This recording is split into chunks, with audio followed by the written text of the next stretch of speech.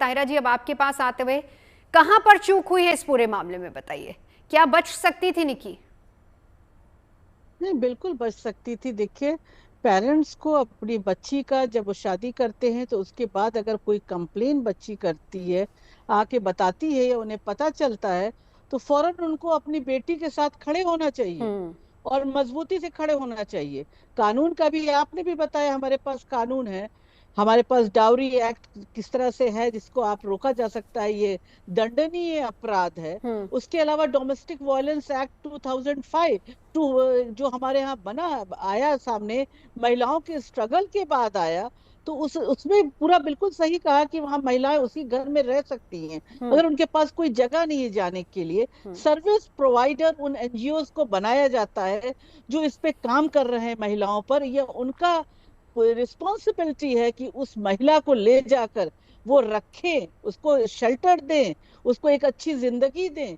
और हमको महिलाओं को भी ये बताना पड़ेगा कि आप हाँ। बच्चों के लिए कहती हैं कि हम यहाँ पर ये जो सब सह रहे हैं प्रताड़ना, हमको हमारे बच्चों के लिए हम कर रहे हैं। तो बच्चे उस अबूसिव मैरिज में रहने के बाद उनके मेंटल हेल्थ के बारे में सोचिए। अब उससे यही से कहीं इसी बेहतर है, अब ताहिरा जी सही कह रही कहीं हैं आप। इसी बेहतर। खबर को देखिए जहां पर उस बच्चे ने देखा कि उसकी मां के साथ वहां पर पांच क्या हो साल रहा है। के उस पांच बच्चे साल की के बच्चे मानसिक ने। स्थिति कैसी होगी। मैं लौटूंगी डॉक्टर चारू आपको इंक्लूड करते हुए, ताहिरा जी की बात को ही आगे बढ़ाएंगे।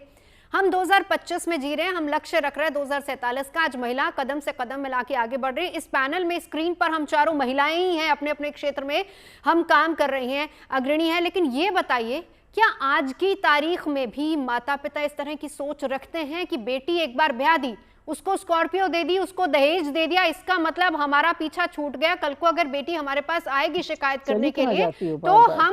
हम बीच बचाव करने की बजाय हम यही कहेंगे कि बेटा आप वहीं पे रहो। क्या आज की तारीख में भी इस तरह की मानसिकता है पेरेंट्स की?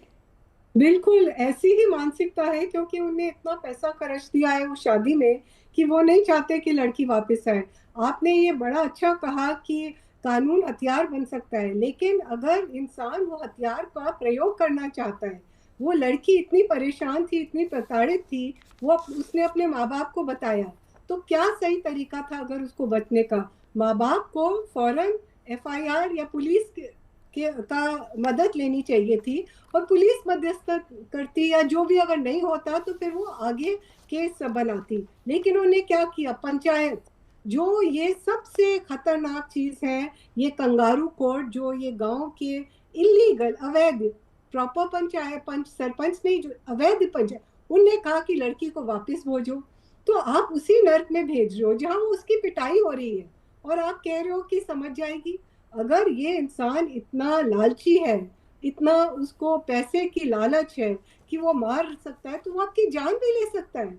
और जहां तक बहुत अच्छी बात भी ताहिरा जी ने बच्चे की कही, बच्चा अगर इस तरह की चीज देख रहा है तो मानो अगर नहीं मरी है, बट इन फैमिलीज जहाँ ये रोज होते हैं इस तरह की मार पिटाई, वो नॉर्मलाइज करेगा इस तरह की हिंसा को, और वो सोचेगा मैं बड़ा होके जब शादी होगी वो भी इस तरह की व्यवहार करेगा। तो ये बहुत ही एक खतरनाक ट्रेंड है। और मुझे लगता है आपने ये दहेज विरोधी प्रतिषेध अधिनियम की बात की, ये बहुत अच्छे इरादे से आया गया था, और इसमें चाहे सास ससुर हो, माँ बाप हो, चाहे पंडित हो, सबकी सजा हो सकती है। बट मेरे को बताइए, लड़की क्या अपने माँ बाप के विरुद्ध फाइल करेगी केस?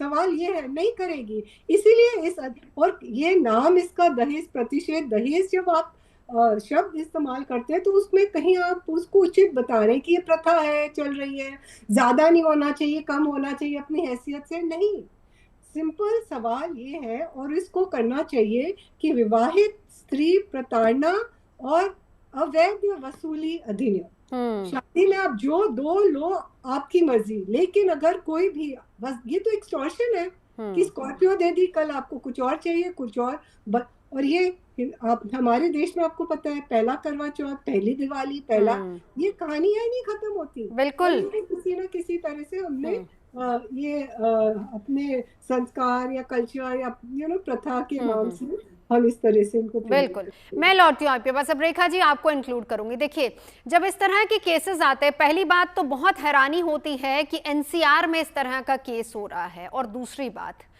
इस तरीके से ये गुजरे जमाने की बातें हो गई, और आज की तारीख में भी देखिए कि जलाकर मार देना बहुत बहुत ही ज्यादा घिनौना अपराध है। इतने कानून हमारे पास हैं, महिला को इतनी सुरक्षा मिलती है, बावजूद इसके अगर परिवार नहीं चाहेगा, महिला नहीं चाहेगी, तो उन कानूनों का क्या फायदा, उसका इस्तेमाल ही नहीं होगा। क्यों? क्योंकि हमें सोसाइटी में अपनी एक इमेज बना के रखनी है। हमारे परिवारों में ब्रेकअप्स नहीं होते, तलाक नहीं होते, बेटी वापस घर नहीं आती। एक बार बेटी को भेज दिया तो वो वापस नहीं आएगी, जैसे तैसे वो वहीं पे रहेगी। जी नवजोत जी, जैसे ताहिरा जी और चारू जी ने कहा इस विषय के ऊपर, और मैं दोनों की जो व्यूज थे उनके साथ मैं भी सहमत हूँ। और बहुत ही अनफॉर्चुनेट बात है कि दिल्ली एनसीआर में नोएडा के अंदर इस तरह का हादसा, गाजियाबाद या नोएडा में जहाँ पर ये हादसा हुआ, ग्रेटर नोएडा तो और नोएडा के अंदर हुआ। और ये जो लड़की निक्की है, ये लगता है कि पढ़ी लिखी लड़की है, प्लस अपने पाँव पर भी खड़ी थी, कुछ ब्यूटी पार्लर भी चला रही थी। तो वो एक दबी भी, जिसको कहते हैं कि जिसको हर तरीके से वो अपने इन लॉज या पेरेंट्स के नीचे इतनी प्रताड़ित होने के बावजूद भी, मुझे ऐसा लगता है कि जो मैं मीडिया के अंदर उसके विजुअल्स देख रही हूँ, सोशल मीडिया के अंदर, वो एक एम्पावर्ड वुमन थी। और एक एम्पावर्ड वुमन जो सशक्त महिला है, अपने पाँव पर खड़ी है, कोई वो जैसे कहते हैं ना कि अपना घूंघट ढक के, कोई बिल्कुल ही पिछड़ी सी कोई औरत नहीं है। जो एक मॉडर्न तरीके का एक व्यवसाय भी चला रही है, ब्यूटी पार्लर को चला रही है, इंस्टाग्राम वगैरह के ऊपर उसकी पोस्ट थी, उसकी और उसकी बहनों की। तो दुख इस बात का होता है कि जब इस तरह की शहरी लड़की, और जो अपने पाँव पर खड़ी है, जो इतनी सशक्त महिला है, वो भी आज इतने कानूनों के बाद में जो महिलाओं के हक दिलाने के लिए और उनके हित के लिए बने हुए हैं, और समाज जो है, कहीं ना तो कहीं समाज भी दोषी है और कहीं ना कहीं हम भी खुद दोषी हैं। कहीं पर निक्की जैसी लड़कियां भी दोषी हैं, कहीं पर उनके माता पिता भी दोषी हैं, कहीं पर उनके ससुराल वाले भी दोषी हैं। ये मैं तो इसको कहूंगी एक सामूहिक कलेक्टिव रिस्पॉन्सिबिलिटी है। हम लोग ने सब अपनी जिम्मेदारी को, अपने जो ड्यूटीज थी उनको हम गिव अप कर चुके हैं। इतने कानून चारू जी ने जिनके बारे में बताया, आपने भी अपने प्रोमो के अंदर बताया, इतने कानून। और आजकल तो जो मीडिया है, भगवान की दया से सोप ओपेरास को तो फॉलो कवर करता ही है, उसके साथ साथ इस तरह के कानूनों के बारे में भी जागरूकता होती है, जिसके आपके प्रोग्राम के तहत इतने प्रोग्राम्स के जिसके अंदर कानून के बारे में आपको अपने बेसिक राइट्स, आपको वकील होने की जरूरत नहीं है कि आपको अपने अधिकार क्या तभी पता चलेगी जब आप वकील हो। एक आम औरत को जिसकी औसतन बुद्धि है, उसको ये अपने पाँव पे जो खड़ी भी है, उसको अपने अधिकारों के बारे में मालूम होना चाहिए। और मुझे लगता है कि निकी जैसी लड़की को मालूम भी होगा।